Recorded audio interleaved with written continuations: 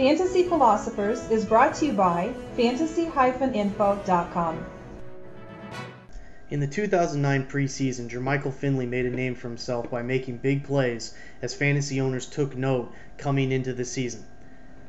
A lot of times coming into, in preseason, just because a guy plays very well, it doesn't mean he's going to translate that production into the regular season, as we need to see if a guy, even with talent, can actually get it done on the field in the regular season. Jermichael Finley showed that he could get it done, although he did have a knee sprain in the middle of the season, and that hampered him. Actually, it is still kind of hampering him today in OTAs as we're here in May now. So, with Jermichael Finley, what Finley did display is that he is a budding star in the Packers offense, as he has probably the best quarterback for fantasy that you can have in Aaron Rodgers.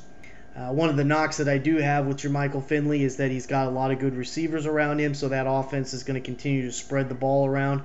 But the one thing I really do like about Jermichael Finley is because of his size and athletic ability, he is the prime candidate for touchdown opportunities as they get inside the red zone, because a lot of their receivers are kind of undersized and they're not necessarily great leapers per se. They're good players down the field, and they can do a lot of good things, but that's something that they're not great at. But Jermichael can be great at that. With Jermichael, they've done a lot of nice things with him. They move him around in the offense. They line him up, sometimes even in the slot out at receiver. But really the game that you need to go back to and look at with Jermichael is that playoff game where he had, I believe, 6 catches for over 150 yards and had about a 26 yard per catch average, which is just ridiculous.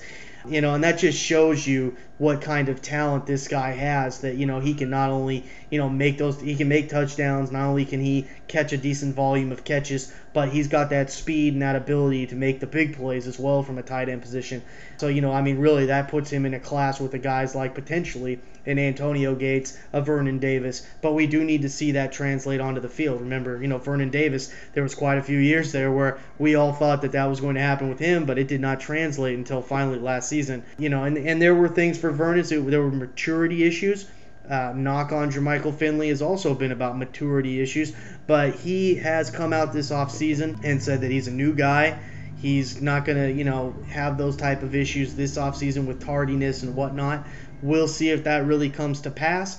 I believe he is still only about 23 years old, so he is quite young yet, just like Vernon was. Vernon, you think he's been around for a while, but I think he's still 25 years old. He's still pretty young. Jermichael, great talent. I believe he is probably the number 4 tight end right now, just because, he's in a great offense. He's got a great quarterback. He's got great ability. I love his potential for touchdowns on, as they get deeper, closer to the goal line. And, I really do believe he's going to at least take it to another level this year, and it may be another year after that before he puts the full package together and becomes a dominant type tight end. But expect a good year, and Finley is, he's a stud and an up-and-coming high riser. For more fantasy football information, go to fantasy-info.com and sign up for our free e-newsletter. Good luck in your 2010 Fantasy Football League. As an added bonus, the Fantasy Info guys will include their 5 secret tips for success in